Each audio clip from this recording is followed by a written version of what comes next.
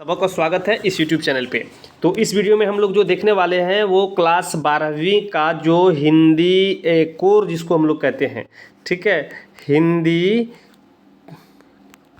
Core जो है उसका मॉडल पेपर इस वीडियो में हम लोग देखेंगे, ठीक है।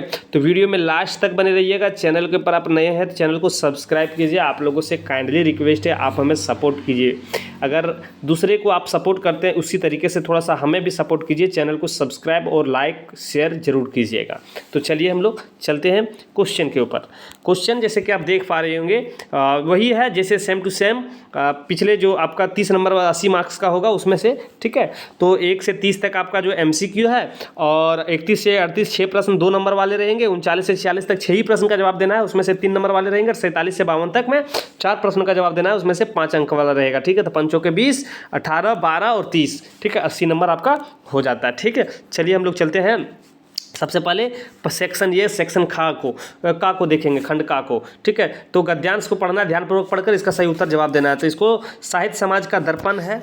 यह न केवल समाज की वास्तविकता से प्रतिबंधित करता है बल्कि उसमें परिवर्तन लाने की शक्ति भी रखता है। साहित्य का उद्देश्य केवल मनोरंजन करना नहीं होता बल्कि पाठकों को सोचने पर मजबूर करना है, उन्हें सही और गलत का भान कराना और समाज में सकारात्मक बदलाव लाना होता है।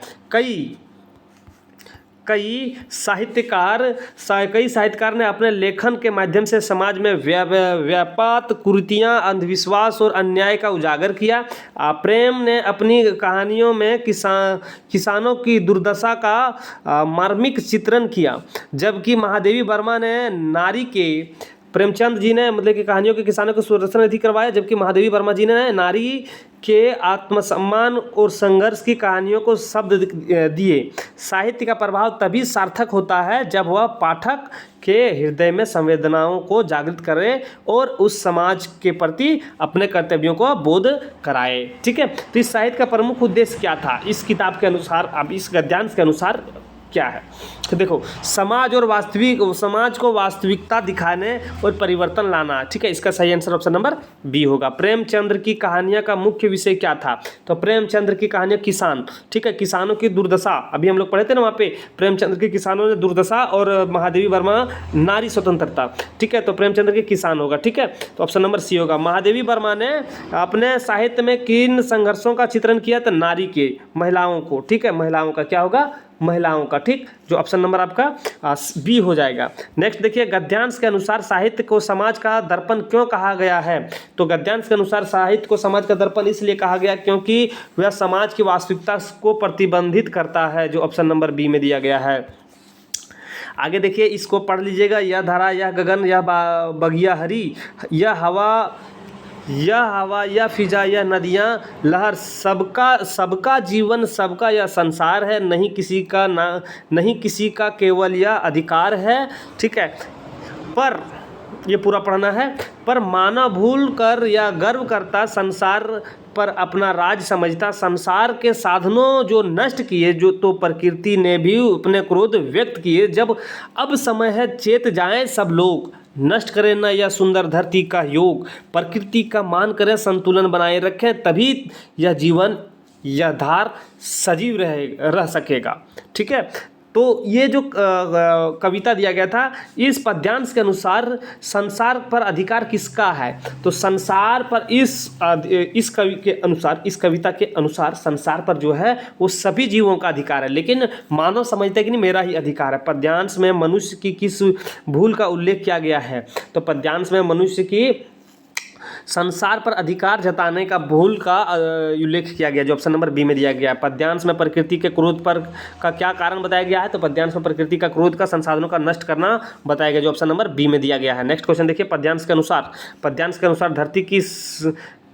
अनुसार धरती की सजीव रखने के लिए क्या करना चाहिए। तो पद्यांश के अनुसार धरती को सजीव रखने के लिए आप लोगों को प्रकृति का मान करना और संतुलन बनाए रखना चाहिए, जो पद्यांश में लिखा गया, जो ऑप्शन नंबर ये में दिया गया सही आंसर होगा। नेक्स्ट क्वेश्चन को देखिए, दिया गया कहता है कि निम्न प्रश्नों के सही विकल्प चयन कीजिए। अधिसूचना का प्रकाशन कहाँ होता है। तो अधिसूचना का प्रकाशन सोशल मीडिया, तारपत्र, समाचार पत्र और राज गजट, ठीक है, जिसको हम लोग कहते हैं राजपत्र। तो कहाँ पे होता है। तो अधिसूचना का प्रकाशन, ठीक है, प्रकाशन कहाँ पे होता है? तो राज गजट होता है, गजट में होता है, ठीक है, राजपत्र में। ऑप्शन नंबर डी हो जाएगा। निबंध का अंतिम भाग क्या कहलाता है? तो निबंध का अंतिम भाग जो है वो कहलाता है निष्कर्ष, जो ऑप्शन नंबर बी में दिया गया है। आगे देखिए पीटीआई क्या है? पीटीआई एक समाचार एजेंसी है, ठीक है।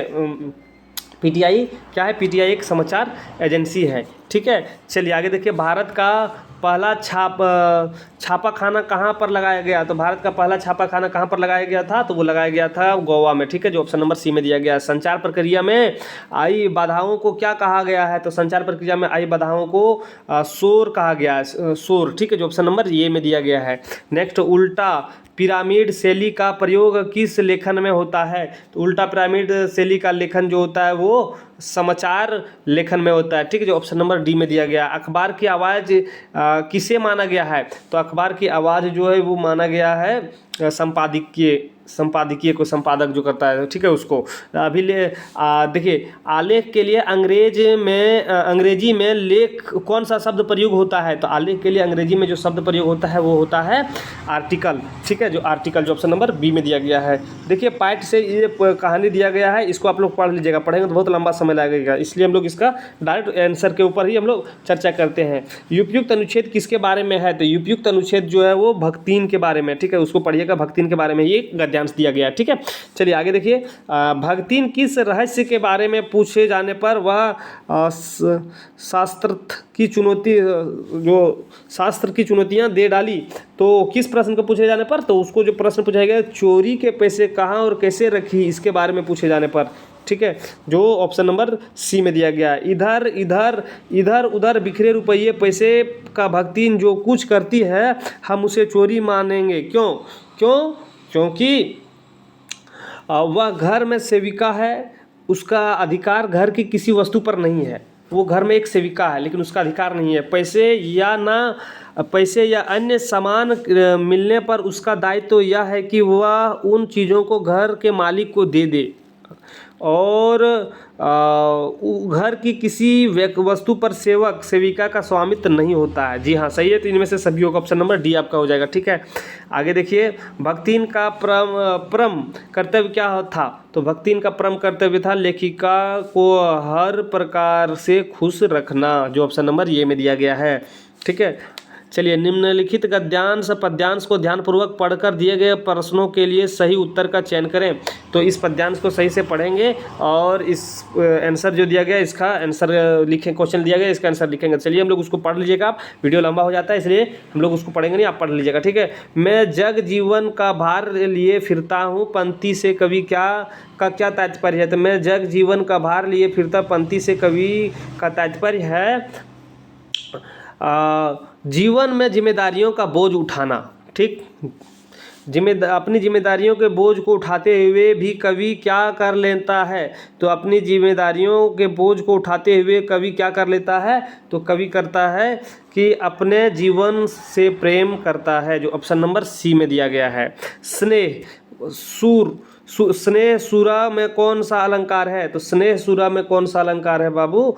तो इसमें दिया गया है रूपक अलंकार, ठीक है। चलिए आगे देखिए, जग पूछ रहा है उनको जो जग की गाते से कविता क्या कहना चाहता है? तो इससे कवि कहना चाह रहा है, कवि क्या कहना चाह रहा है? तो कवि कह रहा है कि संसार उन लोगों की स्तुति करता है जो संसार के अनुसार चलते हैं, जो ऑप्शन नंबर ये में दिया गया है। आगे देखिए, अब यहाँ पे दिया गया है सही विकल्प का चयन करना है आपको, ठीक है। भक्तिन महादेवी वर्मा से कितने बड़े वर्ष बड़ी थी? तो भक्तिन जो थी वो महादेवी वर्मा से कितने वर्ष बड़ी थी? तो वो बड़ी थी 25 वर्ष, ठीक है, 25 ईयर्स, ठीक। चलिए, किसकी गर्मी बाजार से अधिक सामान खरीदने पर विवश करती है? किसकी गर्मी बाजार से अधिक सामान खरीदने पर विवश करती है? तो ये जो है आपका पैसों की गर्मी, जो ऑप्शन नंबर डी में दिया गया है।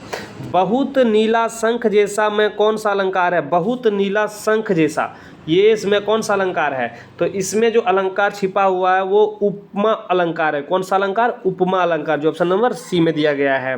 बादल का राग कविता में कवि बादल का आह्वान किस रूप में करता है? तो किस रूप में करता है? तो क्रांति के रूप में करता है, ठीक है, क्रांति के रूप में करता है, जो ऑप्शन नंबर बी में दिया गया था।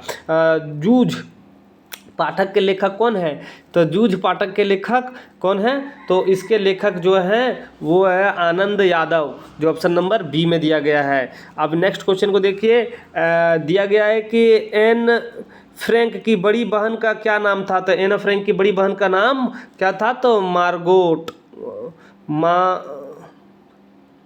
मार्गोट था। जी हाँ, ऑप्शन नंबर सी में दिया गया। ठीक है, तो देखिए हम लोग एमसीक्यू देख लिए, अब हम लोग लॉन्ग देखेंगे क्योंकि वीडियो लंबा हो गया, लगभग 11 मिनट का वीडियो बन चुका है और आप लोग लंबा वीडियो देखना पसंद नहीं करते, तो इसलिए हम लोग जो लॉन्ग वीडियो है जैसे खंड का देखें हम लोग, खंड खा का जो है वो हम लोग अलग पार्ट में देखेंगे। ठीक है, तो चलिए हम लोग वीडियो को समाप्त करते हैं। समाप्त करने से पहले चैनल के ऊपर आप नए चैनल को सब्सक्राइब कीजिए, वीडियो को लाइक कीजिए, दोस्तों के पास ज़्यादा से ज़्यादा शेयर कीजिएगा। ठीक है, चलिए फिर मिलते हैं हम लोग नई पार्ट लेकर, तब तक आपसे विदा लेते हैं। जय हिंद।